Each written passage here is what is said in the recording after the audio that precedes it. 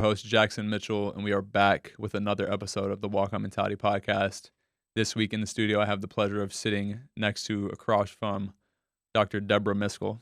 Dr. Miscoll, thank you for joining me. Thanks for letting me be here, Jackson.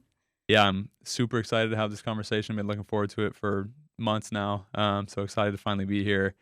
And we were just talking about donuts.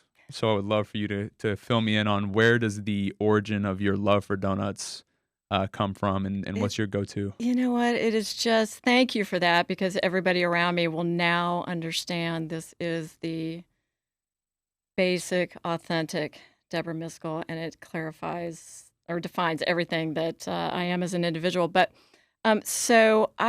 pure unadulterated joy is, if you could have a go-to sort of junk food kind of thing, that's my passion. I'm always in search of wherever I'm at, the boutique experience of, what's defining the best donut wherever I'm at. And it's probably just a good maple bacon, if done right and done well.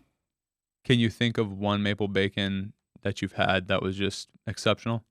So probably something from Voodoo Donuts would be probably my current favorite. Is that a Dallas-based shop? It's actually, there are a couple locations, but yeah. Okay. And when did you discover Voodoo? It was probably a mutual friend of ours recommended it. So Okay, good deal. Good deal. Well, I gave the audience a clue to the title of Dr. Deborah Miscoll. Mm-hmm.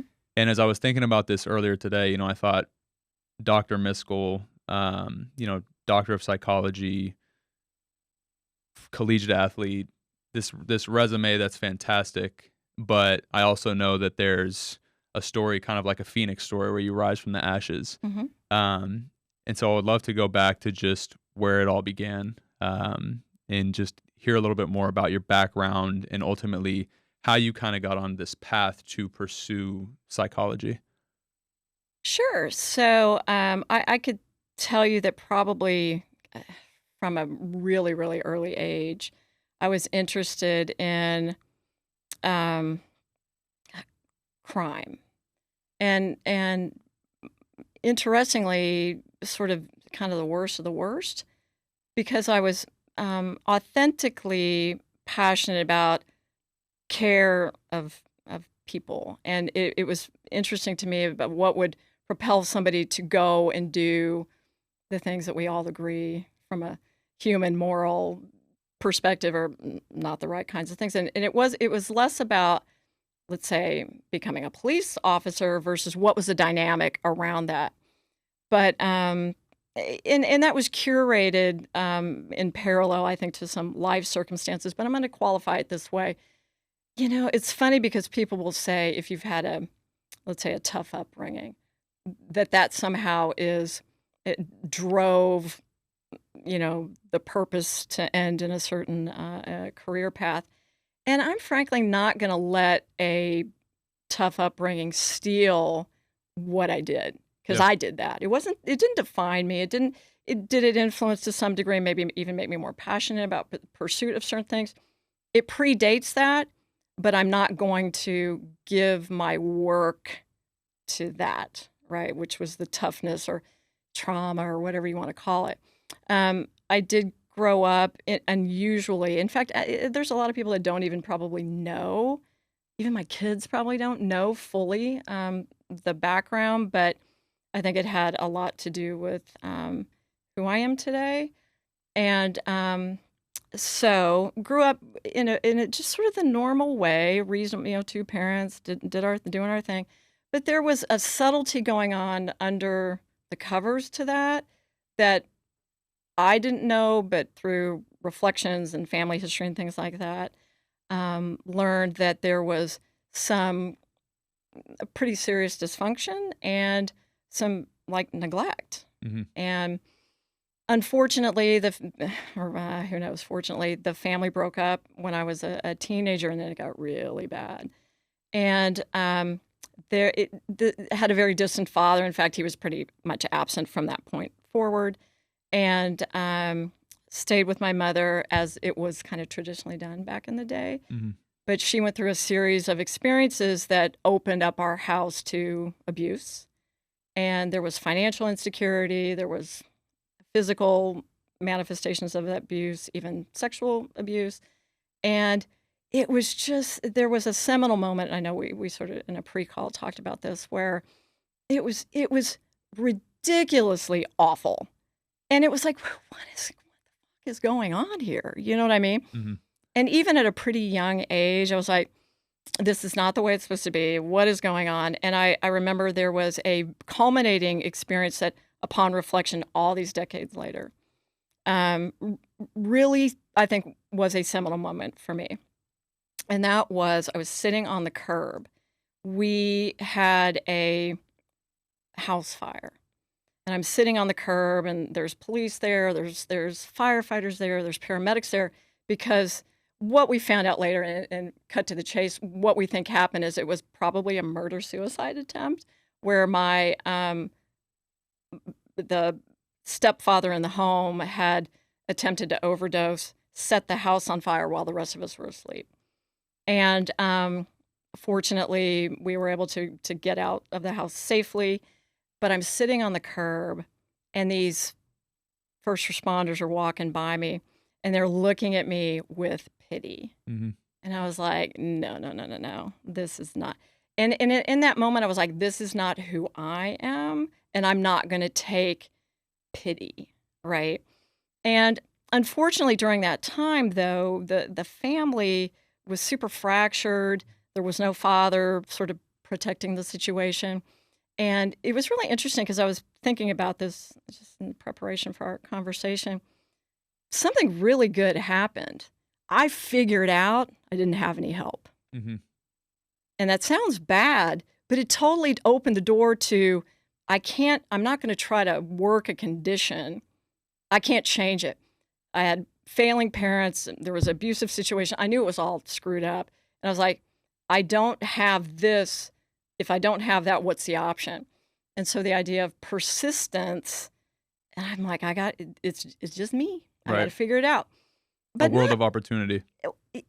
Well, it was an unfortunate one, but it's like, shit happens, right? So what are you going to do? Collapse under the weight of it? No, I refuse that, because I can still see that policeman's eyes, just Mm-hmm. And I was like, this is just not. I'm going to blow this pop stand and get out of this situation. Now, the unfortunate thing, though, I was a pretty little kid at the time. I was like 12 years old and had to figure out a way to navigate my way. Mm-hmm. I had absolutely no parental help. And I had a brother. He had his own issues. There just wasn't any family help. But I think I had the wherewithal, and I think you talk about this a lot. It's mindset. I feel like I've had kind of a blessing early on to have a reasonable mindset, to not own stuff that wasn't mine, to persist under pressure, to go, got to find the way, and not let it define and crush my life. And it put me on the path to search out people that could be beacons for me. And I knew my way out was work, school, athletics. And sports saved me in a lot of ways. When I say saved me, it just provided a structure and a confidence and a support system. And I had really, really good targets around me. Never even asked a lot of questions. This is a time back then where people didn't really talk about stuff like that. They just, like, there was a best friend of mine, their family gave me food, packed extra lunches. I was there every weekend. And the dad, you would think, oh, you had all this drama and the stuff going. They just provided a really neutral space. And they were like, we sort of know, we love you. Talk to us, don't talk to us, but we're just going to just be really nice, kind people around you. And just provided a little bit of a safety net. And a couple of those early experiences allowed me to experiment with other people. Even though I had these sort of dramatic failures, I hadn't lost hope that there were, really good and kind people out there. And I did have some beacons along the way, friends of families, coaches, teachers, that it was just enough to kind of keep the progression going. But I was 100%, I was like, I know I can't I got to do this by myself. I'm glad you came back to that because I wanted to ask you, as a 12-year-old kid, what do you think it was that let you know already off the bat, like, there's much more for me than this, and I'm capable of doing more than this? Not maybe not necessarily knowing what that would look like, but just knowing, like, this cannot be it. Well, I mean, that's a good question. I don't know that I really know the answer to that. I knew what I didn't want it to be. Mhm. And I think I was enough emotionally intelligent, even at a younger age, to understand that this wasn't normal. This wasn't the right path. It was dysfunctional and toxic. And I can remember thinking to myself, why is the 12-year-old here going, and this isn't like the right kind of thing? And it was just a pure force of will. Two things happened. I knew I could take a punch, and I say that metaphorically. Well, I'm going to say it metaphorically. That that not getting up was going to hurt me more than getting up and continuing to take the punch, right? And I'm using that metaphorically. I'm not talking about but I do remember some very distinct moments that were like, if you don't get out of it, you're going to be here. And I have the policeman Mhm. kind of view was part of that. And I remember a particular instance where there was something physical going on. And I was really captivated, weirdly, with like, I'm in some serious trouble here. There's a size difference, a strength difference. And if I don't, by force of will, pull myself out and fight this back, you're never going to reclaim it. And Mhm. there was a moment where I remember I can still remember, pulling away and being able to exit a house and get myself out of there. Um, those types of things are sort of, I think, just natural reactions to people who feel like they're maybe in a dangerous situation or whatever. But there were some psychological moments that I just felt that persistence was the only avenue. So I don't know where it came from. My parents certainly weren't that way. I don't really know, but I did have an internal sense. There were even some things back then, these types of situations were not as prominently discussed and understood like they are now. And I can remember it came very fast around when I was first making some complaints about what was going on, not being believed. And I'm like, again, there's like, all right, so I'm not a person who's misrepresents the truth. I'm doing what people tell you to do. It's clear I'm not going to get the outcome I need, so I got to pivot. And maybe it was just self-preservation, Mhm. maybe just sort of an internal sense of that. But I did feel, and I'm not going to lie, even as a young sports person, some of that confidence and maybe independent thinking it just gives you some things that you can take forward in other situations. Sports. Sports. Yeah, so you were 12, you're playing soccer primarily I is what we're played talking everything. about? Played Yeah, I did everything. everything. And how important is it to have that community, people around you to support you? Obviously, you're walking through some non-ideal Yeah. circumstances, but just generally speaking, how important is it to have that type of support system? Well, huge. I mean, it was a safe zone, right? You could count on the interactions. There was nothing abrupt, alarm. There wasn't anything you knew what you were getting all the time. So the relationships were great. The mentoring was great, but nobody really knew. It wasn't really it was about that in theory, and I got a lot of even without having to talk about it, you still had the community, but it was more almost about the method, the process of being an athlete it's about, strength under difficult conditions. It's about persistence under duress. It's about coming back from adversity. Not the same condition, but the skill set was applicable, right? And I think it helped prep me to just go, "Oh, this is bullshit. I gotta power through." Mhm. And I, there just was a lot of really good models in terms of relationships too that were helpful that you could look to and go, not everybody's, a failure in terms of the relationship. Right, like they're good people. Good people. So you progress through middle school into Mhm. high school, playing sports, continuing, and you've had this experience, but it's time to really figure out what's the next step. Where do I want to go get an education? What do I want that to look Mhm. like? Um, what was that process like for you? Well, it was, um, unsupported in terms of I didn't really have help with that process, but I already knew I needed to figure it out because I needed to get to a point where I could independently take care of myself.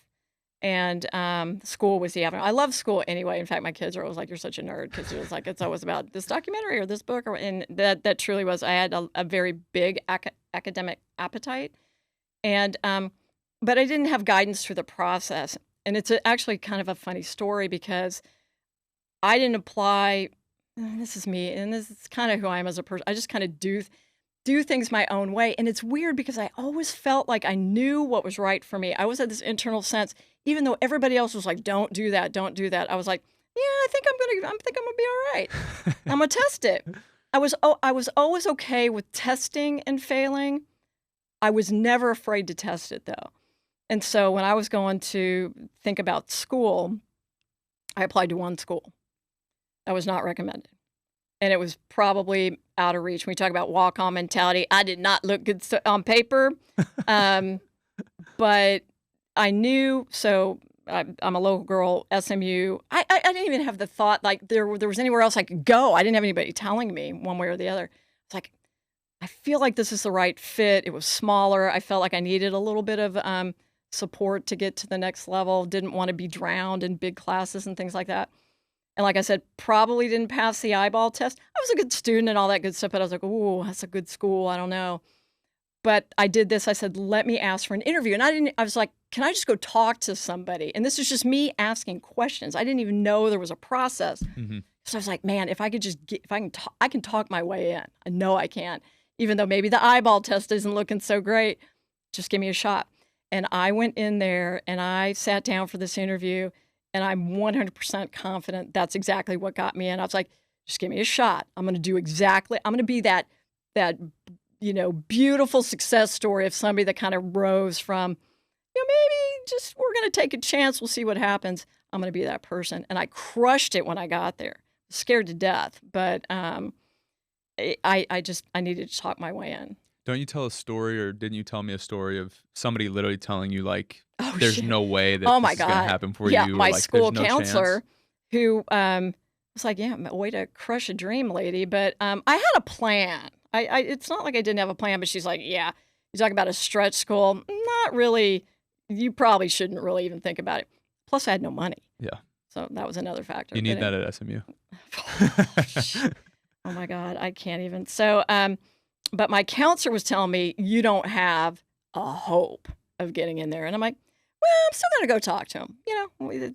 Throw caution to the wind and give it a shot."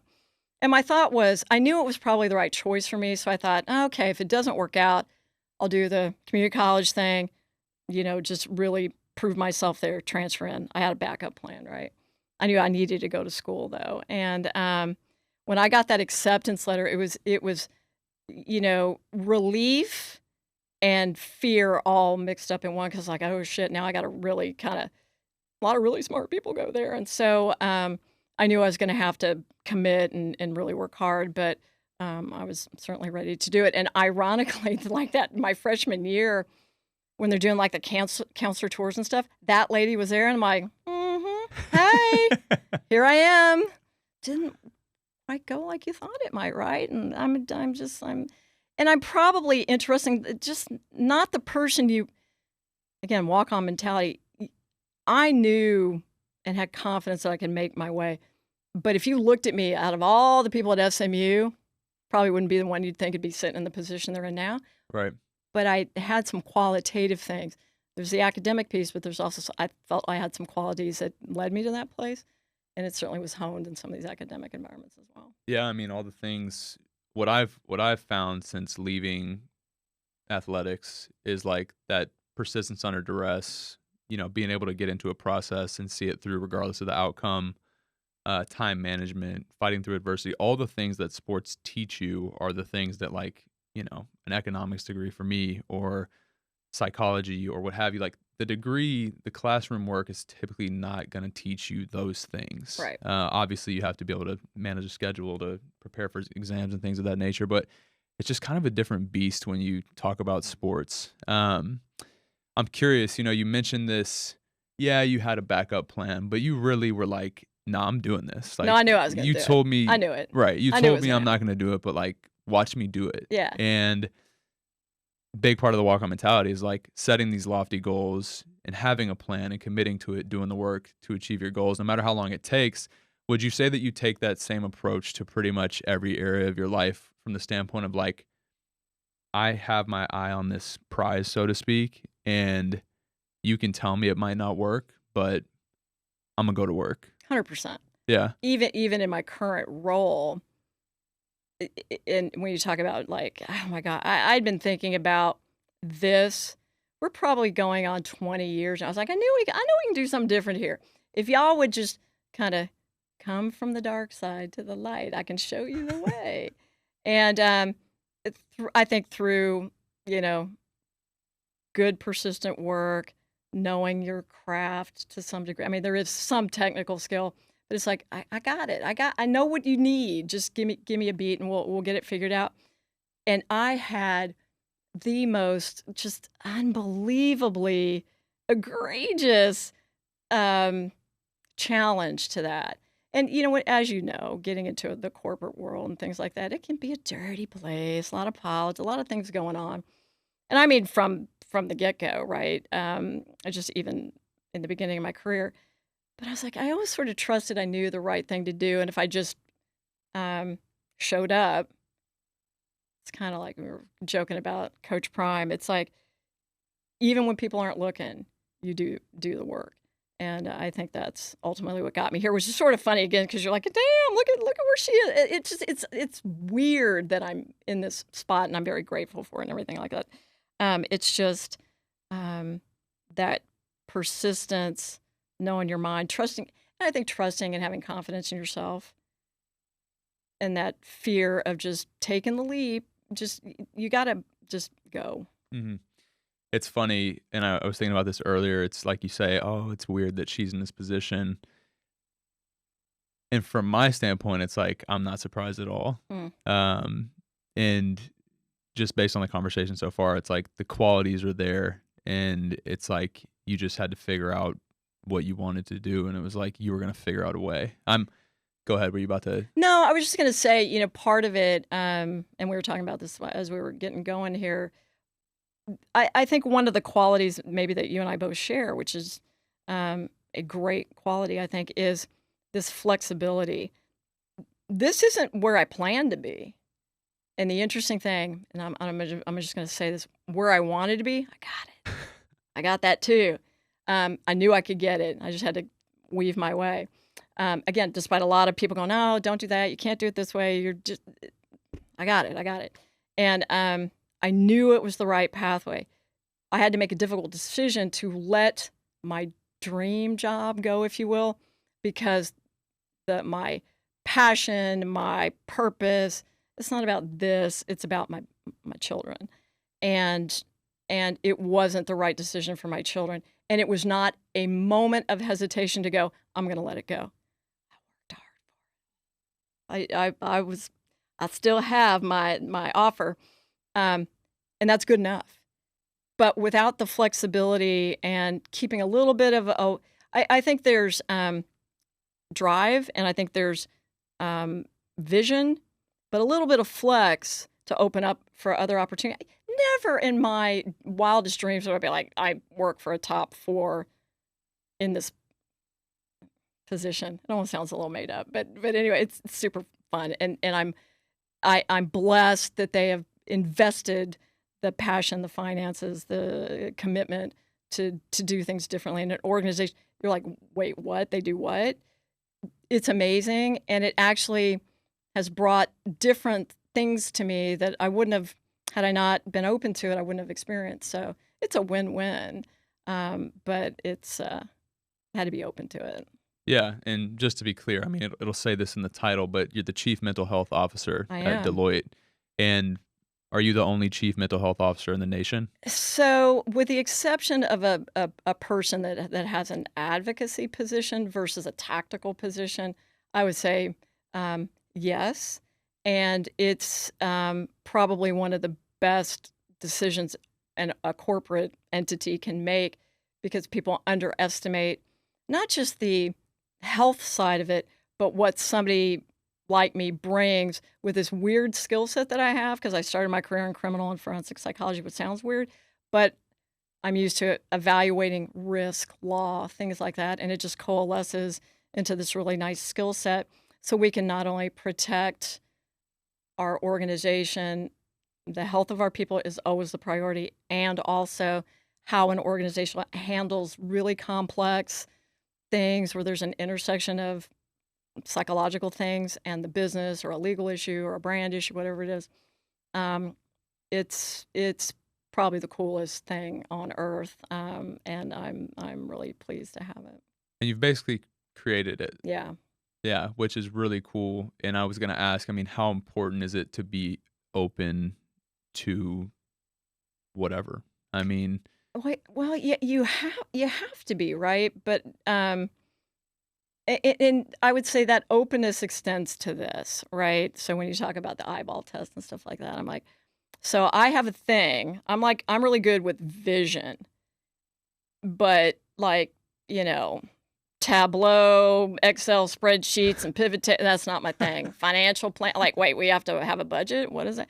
So surrounding yourself and being humble about, you know, confident in what you do bring, humble in what you don't bring, mhm. and trusting the people around you to bring the strength and skill sets needed to fulfill the mission is a lethal combo, you know. And I have the best team of smart, just who can take vision and translate it to tactic. And I would argue that what we bring to the table is probably better than anything out there.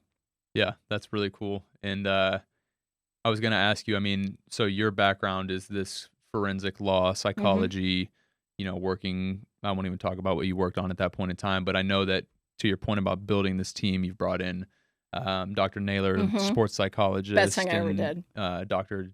Jesse Michelle? Michelle, yeah, Jesse, and a variety of these incredibly intelligent, talented individuals. So to speak to your point around humility, around where you lack potentially, and finding those people that bolster you, um, how would you say you all blend to best support the leaders and really the entire organization that is Deloitte? So, that's a great question. So, Adam and I were, like, the best of friends in addition to colleagues, but I'm gonna start by saying that, again, the confidence issue, which is, like, I knew this type of organization needed something different because it is a high performance competitive environment and it's a complicated environment. And so the sort of every person solution, we needed frame of reference. And we also needed to move the psychology of an organization away from just pure disease concept, mental illness, because that, while we take phenomenal care and we do that better than anybody, we also have a lot of people that don't have that, but that psychology can bring strength to personal and professional performance. But this type of environment is kind of the NFL of business, right? So I literally was like, "I'll just take a chance. I'm gonna start doing some research, and who are the sort of leaders in the industry on like high performance psychology." And I literally called Adam, cold called him, Boston University academician, practitioner, et cetera. And I said, "Dude, I have an idea." Now we talked about football for about 20 minutes, but then because that's my authentic self. But anyway, I just was like, I wanted, again, with confidence, I knew it was the right thing. I don't know a lot about it. That's not my subspecialty, but I was like, he's going to know. And he's like, who is this weird lady calling me about this stuff? And the more we talked, he's like, no, I'm kind of getting what you're putting down. And I had to overcome some challenges and kind of selling the vision, if you will. I'm like, trust me, it's the right thing. And brought him in. So when we started, it was a vision of how to support the organization, support the health of our people. But this was a left turn that nobody was really anticipating. I'm like, it's the right thing. Just trust me, it's the right thing. And we're killing it with that. I mean, it's a really awesome experience because it gives leverage to bring the science of psychology into the organization to help our people cope with the complexities of this organization. Now, people coming in are kind of built for it, right? But to do it healthfully matters. So just like you might be a high performance athlete, you still have to have rest and recovery. So we have some things that we're doing to change the narrative a little bit about how psychology is viewed in the organization. But it's just clicked. So we have two divisions now, performance and clinical. And we offer everybody now a place to land, no matter where you're at on the psychological experience of the human condition. Mm-hmm. We got you. And it's custom built. And is there access to that for all employees, or is it a leadership-focused thing? Or yeah, that's a great question. So in terms of our clinical opportunities and the things that we offer the firm from a business perspective, 80,000 people in the U.S. firm. We're building out the performance. It's a newer strategy, starting with leadership and our band of leaders underneath that. But the idea is to socialize the perspective, the narrative, the tactical skills. So it's like when you think about mental skills, we want, our people coming in the door from college to be able to benefit from growing up with the skill set. Because I'm not going to lie, you had asked one of your other guests recently a big fear, or fear that she had faced. And my fear is that we have it's a strange time for psychology in our culture, and how we're just working with it. And there's a lot of competency that needs to be built. And folks need to be empowered to upskill in a healthful way. It's weird because it feels like drive has become a dirty word. mm-hmm. We're not saying do things from a perspective that's unhealthy, but at the end of the day, life's hard. Business is hard. Personal lives are hard. It's more to me, the glimmer that you get, that happiness feeling and those, not that we're not striving for that, but most of the time it's harder than that. And so we got to be prepared to handle.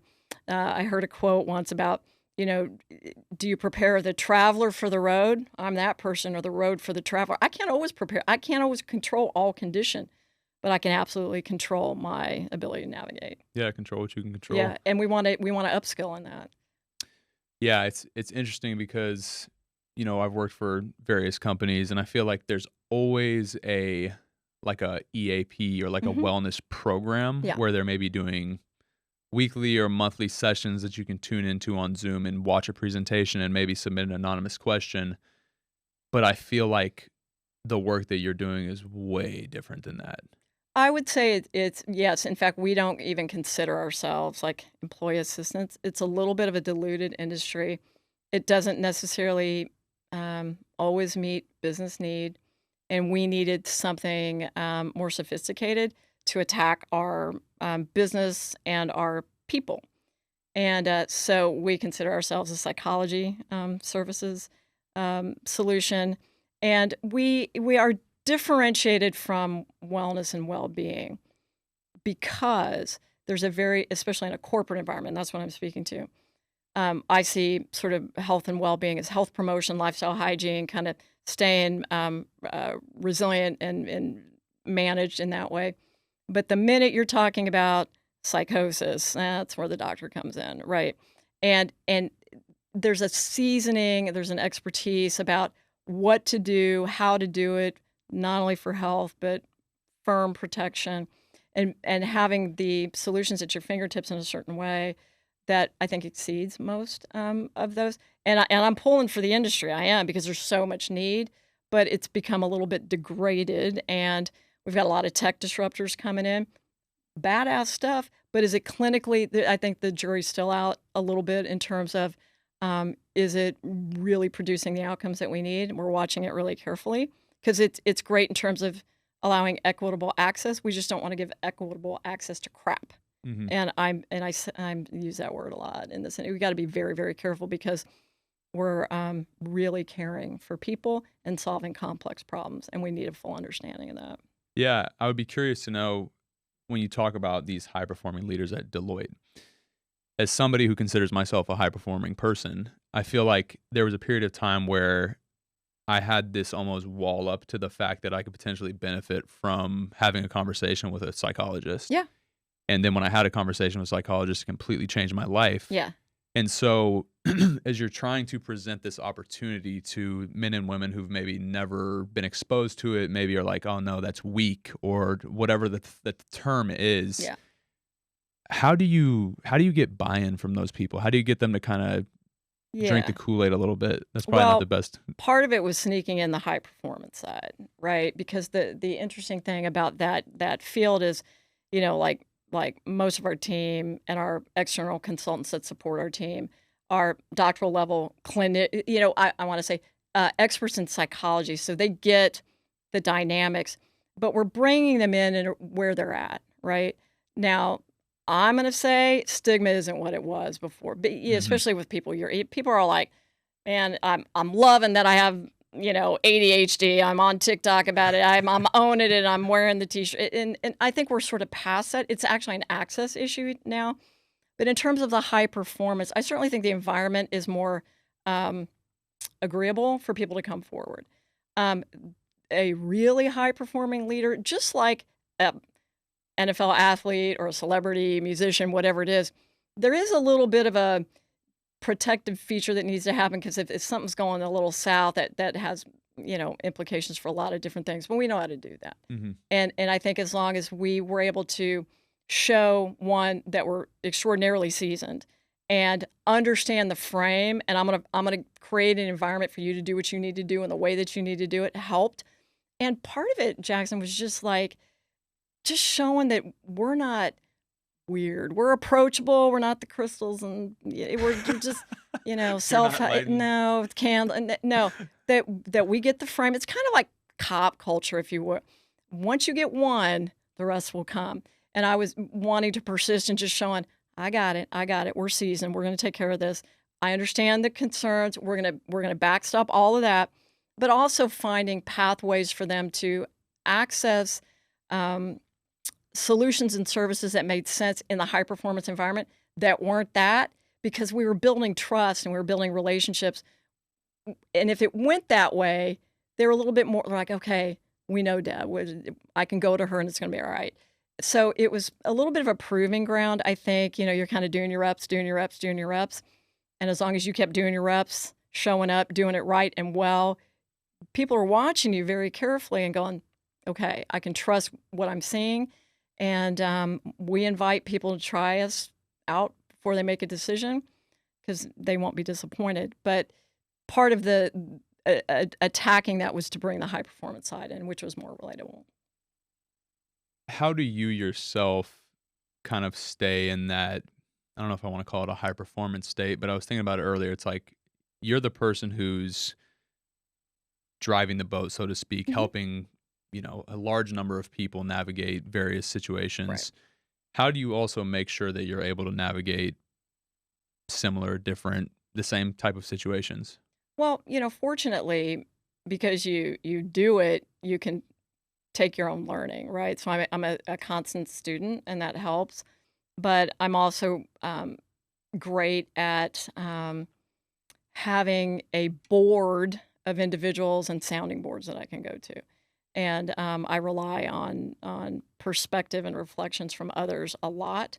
I'm always looking for coaching feedback, if you will, and I take that to action. And plus, I love it, so it's fun every single day to do this work. Yeah, and I think I can't remember what I had asked, but I shared something on LinkedIn once asking a question about what would you add to the list, and it was related to taking action, but you were very clear around like it needs to be thought out, strategic action. So, how important is it to be very thoughtful and strategic about everything that you're doing and not just kind of necessarily throwing darts at the wall to see if they stick. Yeah, I'm all about like examining kind of your cognitive world, right? Everything from what your mindset's looking at to how it's influencing every single thing from that point forward, from a decision to an action. And so I'm always encouraging um, investment and understanding mindset. And once you get control of mindset and have true and reasonable, rational review of what's going on, it helps you dig out of anything and helps drive where you want to go. So I would say that that kind of mindset, mental skills are kind of one of the bigger things that if anybody was going to do anything to get proficient there, makes everything else better. And can you identify one thing or multiple things that almost causes a gap between what's happening in your mind to what you're actually doing? Like you say, mindset to action, that relationship.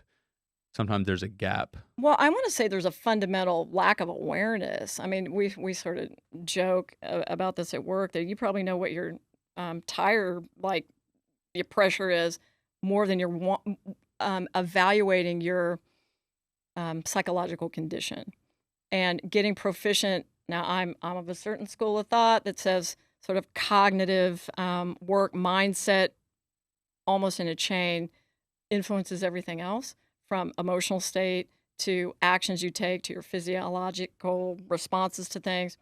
And so if you're not a student of yourself, you're never going to win the game, right? And it's once people get attuned, and it's so easy too. That's the thing about it. None of this is hard, but people get distracted, and I think we're in a space now where there's a lot of distractions, and the investment here is the last thing on the list. And if you don't do this, nothing else is going to play well in my mind. And so it's not so much a gap as it is just understanding the fundamental awareness at all. And people are just not latching onto. And I think that's why a lot of things don't translate and don't work out, or people, aren't able to persist. Whether it's I want to get to a certain level of fitness, or I'm trying to get to this level of partnership at a firm like mine. This isn't settled. We're not aware. We don't know it. We don't know how to work with it, and it drives everything else. So I'm a big believer in foundational skill before anything else. How do you tap into that here that you're talking about? Like, how do you develop that awareness, that mindset, and really like understand yourself first in a world where, there's always stuff going on, right? But like, how do you make time to really tap in and figure out what's going on with you?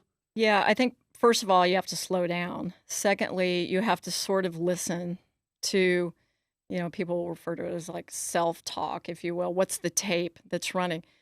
And it's always running.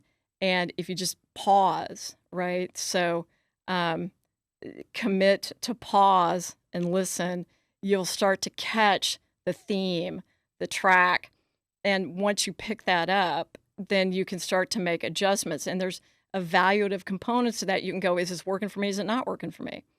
And if it's not working in the way that you want, or it's somehow maladaptive, ineffective, destructive even, that's your first counterpoint to adjust. And with some coaching, right, from somebody like me, you can learn how to evaluate the system. I mean, it's just plug and play, whatever works for you, right? So if you have a confidence problem, which is a performance psych lane, I'm imposter syndrome, or I've made it to the next level, I'm feeling out there alone, I'm not sure I can do it. That tape, becoming accustomed to listening for it and making a quick adjustment in the mindset settles everything else. You're able to calm down emotionally. Your body calms down. You're able to focus and get the job done. It all relates, and it's just training yourself, just like you trained for a new exercise or a new, athletic pursuit. You have to understand and practice. That's the other thing. Judicious, persistent practice, or you'll never nail it.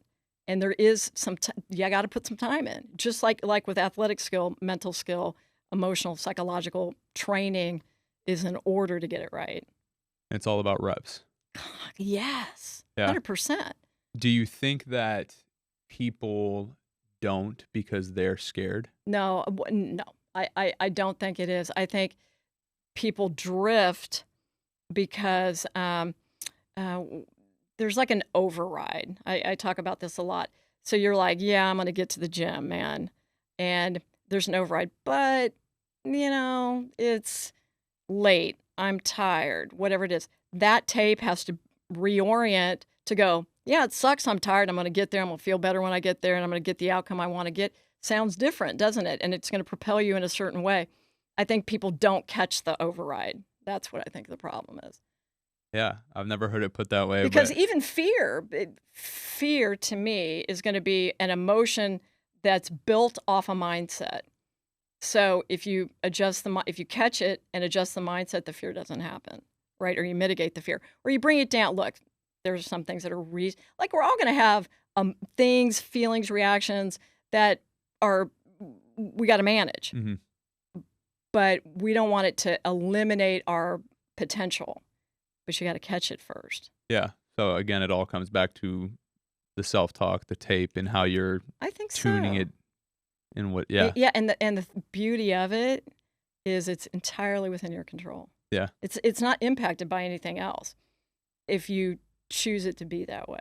right. The only person that knows the dialogue in your head is you. Yeah, And I almost it doesn't even I'm not even really necessarily worried so much about where it came from or what okay, that's for the psychoanalysts out there. But the bottom line is, if it's present, if you can catch it, you can fix it, and you can bring down a fear, if you will, to a little bit of anxiousness or a little nervousness. That's cool, no big deal, right? And then you can then pursue something. It doesn't hold you hostage, right? right. It really gives you I think your power back. So what is your tape? Like, what's it saying to you? Tape. Because in my mind, it's like something savage, like vicious. It's pretty vicious. Yeah, No, but I will say we all have our vulnerabilities, and I think all of that stuff, that we talked about from a historical perspective, I was refining the tape and getting reps to go, man, I can't own that. I can remember literally, this was the most interesting thing, when some of this stuff was happening, my mother at the time took me to a psychologist to talk about the abuse I was being victimized by, or I was experiencing, because I'm not going to be a victim. I'm going to say I'm going to experience that I experienced. I literally remember sitting in front of this guy going, this is just bullshit. You know what I mean? I'm like, dude, it isn't. I'm not the problem here. And I'm like, thank you for your time, sir. This is not a me problem. It's a perpetrator problem. And y'all need to figure that out. And I literally stood up and left. And I think that I was getting early reps and going, nah, I'm not going to own that. I'm not owning that. And so those reps had been being, managed from that point forward. But do I still have stuff I struggle with? I was like, God, if you ask me the question about fear, what am I going to say? One fear that I have is that, especially coming from a pretty vacant experience as a kiddo, is I want my kids to know every single day that they're loved. The people around me know that they're loved and cared about. Nothing else matters. I don't care about accomplishments or achievements. That's great. But at the end of the day, it's going to be, did I leave my kids in a good spot? That to me is a true achievement. And so my anxiety and fear is to sort of manage that. So I'm not too helicopter mom, not too over-invested, giving things, my kids are adults now, where's my lane? But that's a nagging fear. I'm like, do they know? Because I didn't have that. Do they know that every single day? And but it's something I manage. But the rest of it, yeah, it's vicious. I love it. And now, so you mentioned the kiddos, Yeah. they're adults, Mm-hmm. but one's still forever your sugar donut. Yes. He's gonna hate you for that. Yes, I have approached my children and our relationship with a lot of humor, and biggest fans, and it brought me great joy to embarrass them as much as I humanly could. And both my boys, as you know, like yourself, because you were a mentor to my boys, were just letting them know I was there and loving them the whole way. And for some weird reason, I started calling my youngest son my little sugar donut. And I would scream it from the stands. And when he was coming down for, the varsity clap outs, and it it was hilarious because I knew he secretly sort of loved it. It was a little thing that we did, and it persists to this day. So yes, he's like, "Why are you calling me food?" I'm like, "Because you're delicious." I love it. Right? It's a special bond It between is. mother and son. It is. Um, well, I always ask my guests if you had a piece of advice to leave the audience with, what would it be?